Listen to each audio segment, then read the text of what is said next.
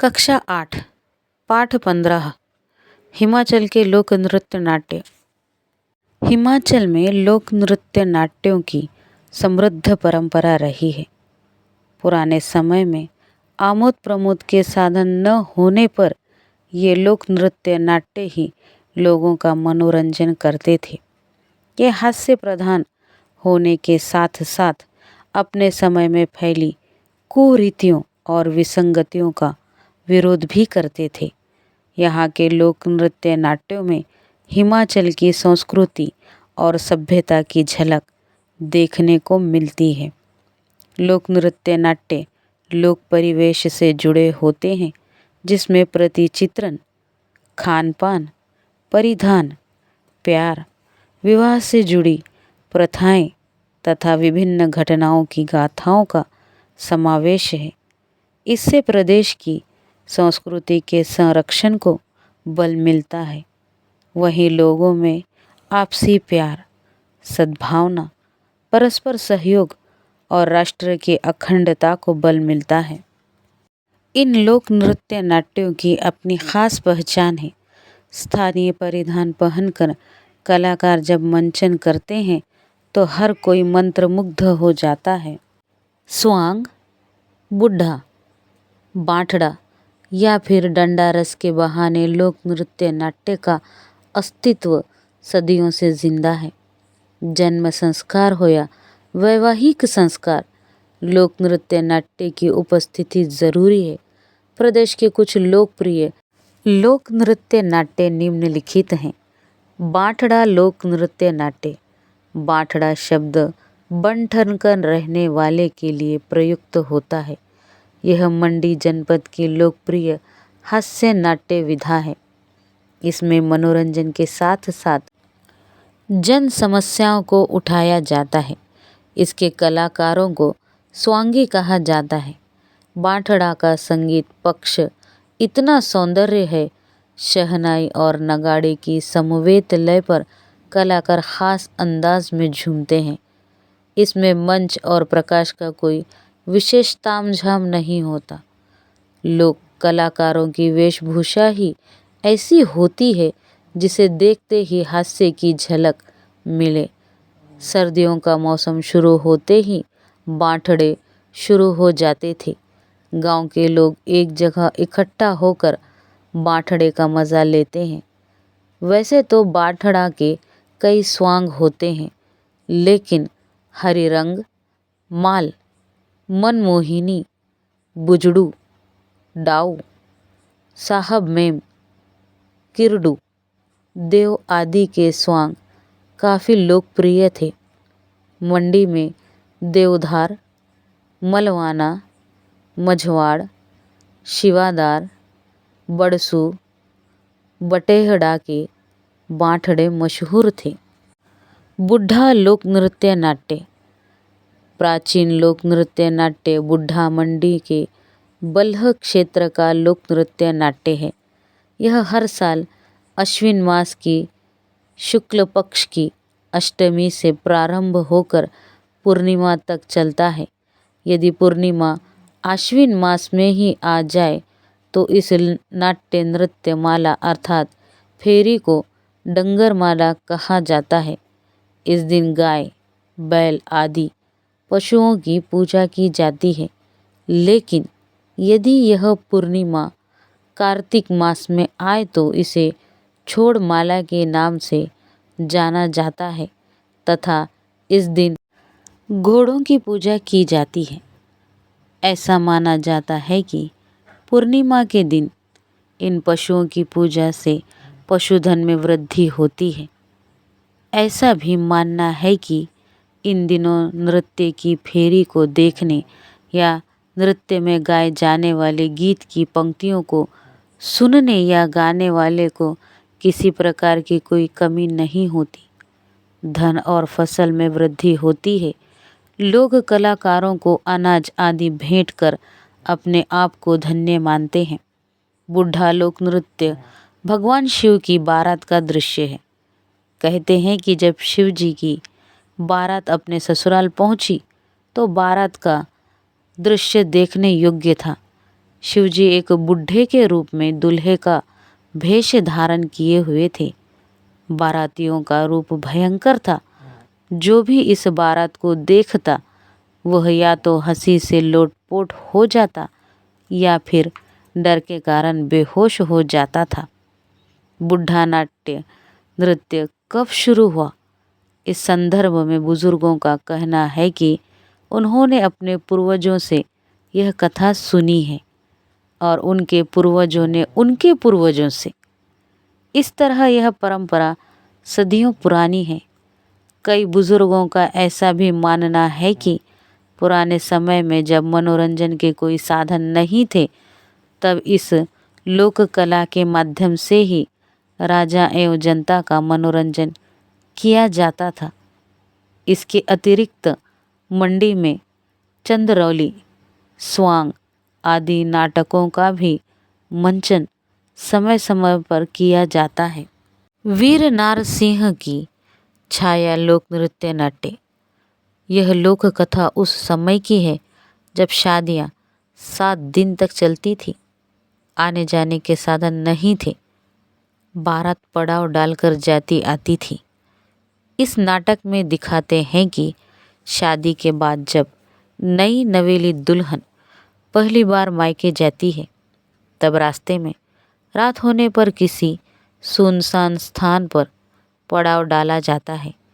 वहीं सिंबल के पेड़ पर विराजमान वीर नारसिंह दुल्हन में प्रवेश कर उसे अपने वश में कर लेता है।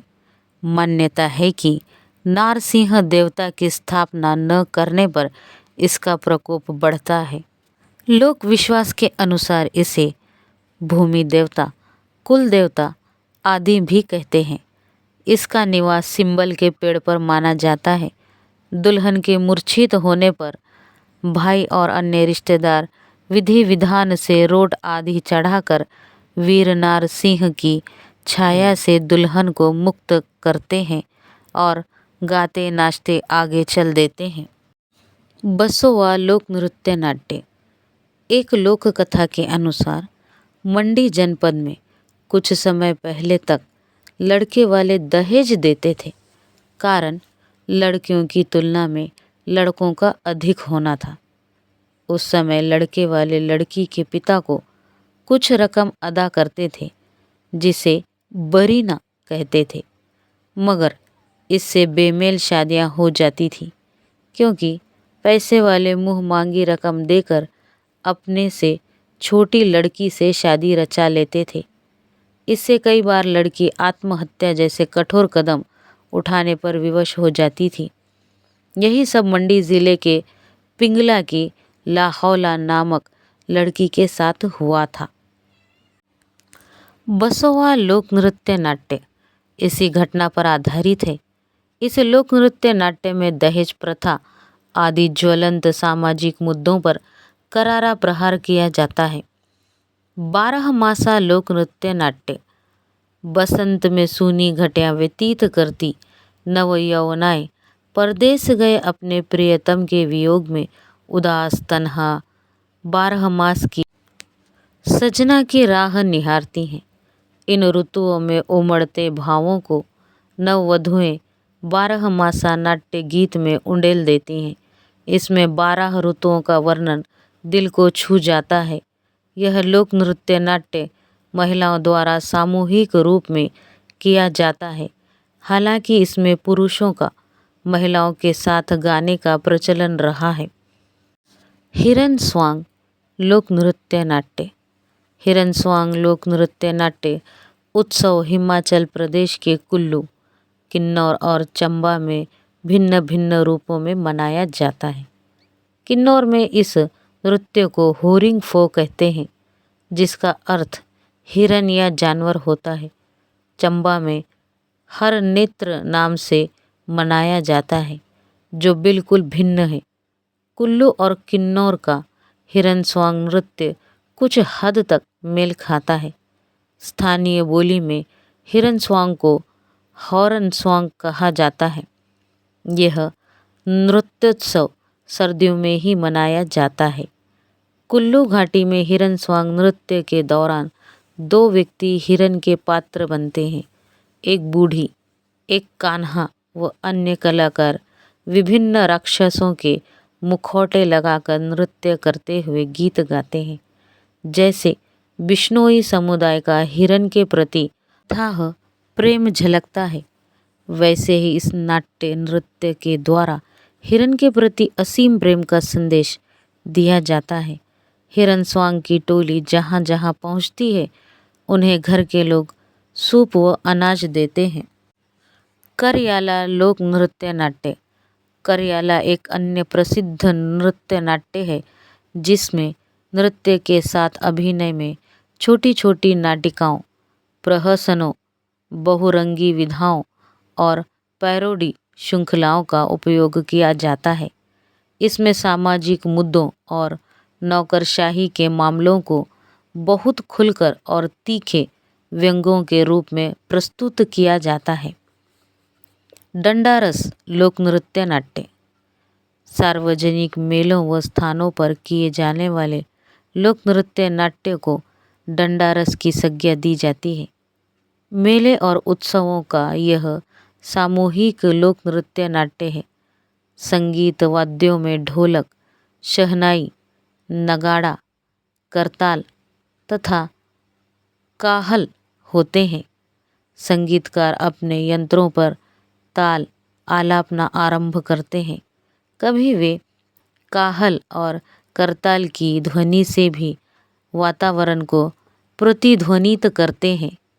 शहनाई, ढोलक व नगाड़े की ध्वनि पर नर्तक नाचना आरंभ करते हैं। लोक नर्तकों ने अपनी लोक वेशभूषा ऊनी श्वेत चोला, कमर में काली ऊनी या सूती पायजामा पहना होता है। सिर पर पगड़ी, साफा या ऊनी नोकदार टोपी, जिस पर मोर या नील पक्षी की जड़ाऊ कलगी या नील पक्षी के पंख लगे होते हैं, पहनी जाती है।